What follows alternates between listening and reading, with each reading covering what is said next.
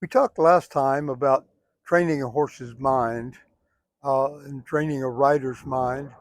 We have to do certain things to train a horse's body and to train a rider's body because there's such a thing as muscle memory. And if you can get the body to do the same thing over and over again, it will remember how it did that.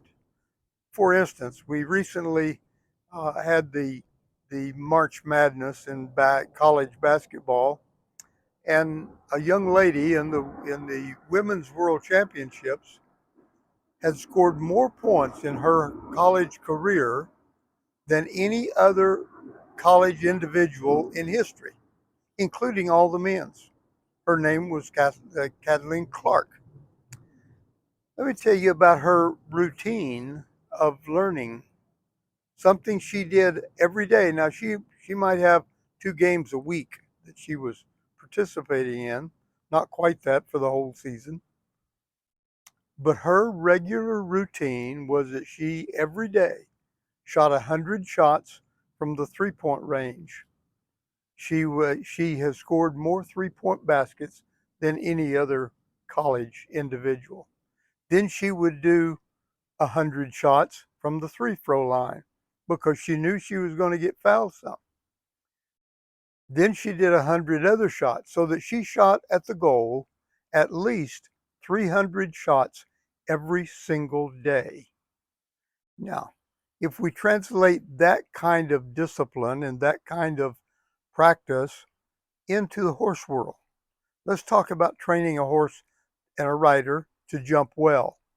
I like to do this with what I call a little progressive series.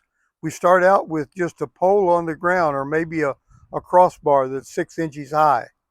And you bring a horse down and you have him canter over that. And when he hits that right, okay, and he can make plenty of adjustments there, it's easy. When he hits that right, then you get off and you look at where the front feet have fallen over that jump. And then you measure to the next place that the front feet hit the ground. Then you can measure from that second front footprint and build another jump that is in stride so that the horse strides over the jumps. Doesn't matter whether it's a long distance or a short distance to begin with, you want it comfortable for the horse and for the rider.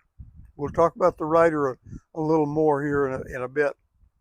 So we have them jump the second little fence, and it may be a little oxer, uh, a front rail at maybe a foot high and a back rail at maybe 18 inches and set 2 feet apart.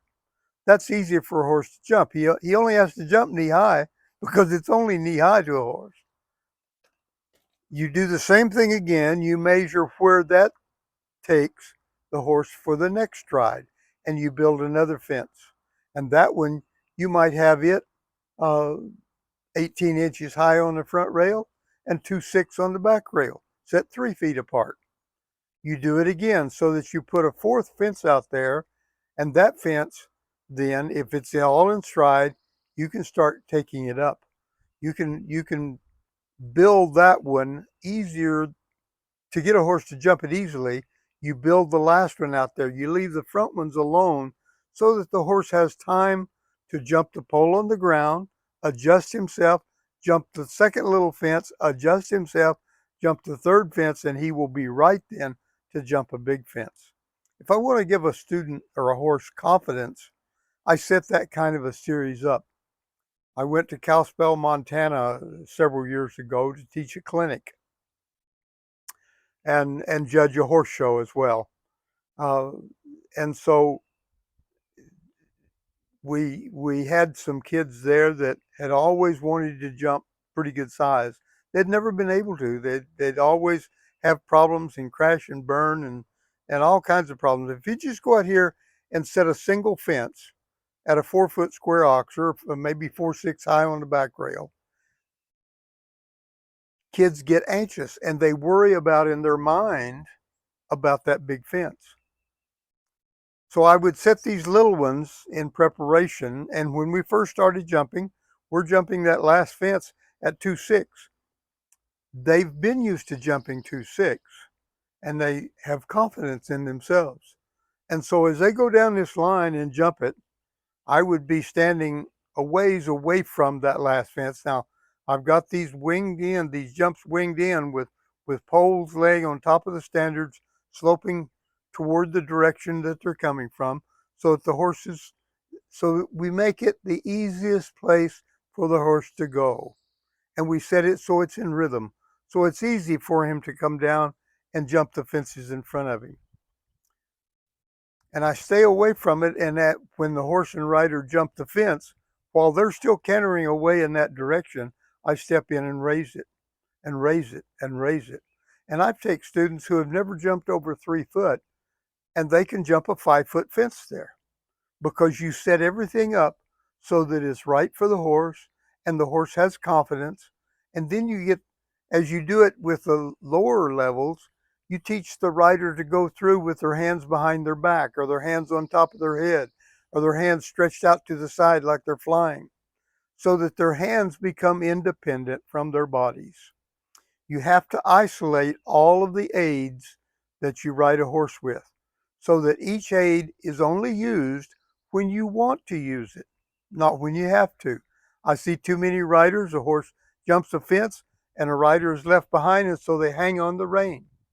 I'd rather have a rider fall off as to hit a horse in the mouth over a jump. If you want to teach a horse not to jump, every time he jumps, hit him in the mouth. Pretty soon he's going to come down there and say, I'm not going to let him hit me in the mouth again. I'll stop. And that's where most stopping horses come from. That and the rider's mind that says, ooh, I'm scared. I can promise you that if you're scared on top of the horse is going to get scared as well. You've got to have what many of the professionals say, you've got to throw your heart over the fence and then go catch it. And if you do that, then horses learn to be brave and they will jump things. And after they've done that for a period of time, after they've jumped and have gotten brave, then they will take a rider with them that doesn't know how. That still the rider has to be able to leave them alone. I traded for a horse one time. I had a horse that we named Major Dundee, and he was a big horse, uh, big black horse, and I was in Phoenix at the A to Z show, and the Mexican Olympic team were there, and some of the Mexican Olympic team and some of all Olympic teams are less skilled riders than others. Okay, let's just put it that way. And they had a horse that was stopping. He wouldn't jump for them. And it was because they were hanging in his mouth. I traded this Major Dundee, and if any of you know the story of the book story of Major Dundee, he was an army colonel that went into old Mexico to capture a bandit. And so I thought it was ironic that the Mexican Olympic team would trade for the horse Major Dundee. But he went on with them, and they showed him in some Olympic games. The horse that they traded with some boot, but the horse they traded that had been stopping with them, in a month's time, I won the Open Jumper Championship with him in Midland, Texas. Okay, because he learned that I wasn't going to bother him over a fence. Okay, so we have this series of fences set up that we're going to take a rider through, and you first start a rider through them with their hands up on the neck, a hole full of mane. Hang on, because the horse is going to go. You limit the speed of the horse by where you place the fences. All right, and so the start, you have it be so that it's nice, steady rhythm to go through the whole series that you have. And you can have 4 or 5 or 6. It doesn't matter how many fences you put out there, uh, because you have the horse in rhythm and going, and the rider is there leaving the horse alone, so the horse does it. Then you have the rider put his hands behind their back or fold it in front of them or fly like they're flying out to the side. Not only does that build their confidence, it separates all the aids. If you have to ride with your hands on the reins to maintain your balance, you're going to bother the horse. If you can't sit still in the saddle with your hands not on the horse, not on the reins, but flying, then your body starts to develop the ability to stay with the horse's motion, because we ride in a gallop position that puts our body over the center of the motion of the horse. That's the ideal. Okay. If you want to slow a horse down a little bit, you put the weight of your body in front of the horse's motion. If you want to push him forward, you put your weight behind the motion of the horse. You don't have to do anything but pivot your hips to do that. What I would teach my riders, if they needed to push a horse, if they're coming down to a fence and the horse is backing off and doesn't want to go, all they have to do is tip their pelvis bone back so that the front of the pelvis bone goes down in the saddle and their back becomes round. That puts the horse in front of the rider's motion. Then all you have to do to catch up when the horse leaves the ground is take your hip back to your do nothing or neutral position. Training horses is a matter of thinking things out and having a logical conclusion and a logical way to get done what you're trying to do. If you want to jump a horse big early, use a series to do that. You do it both for riders and for horses. I've had students, like I said a moment ago, that had never jumped over 3 feet, and through a series like this, have them jump as high as 5 feet. Gives them tremendous confidence. You have a wonderful day.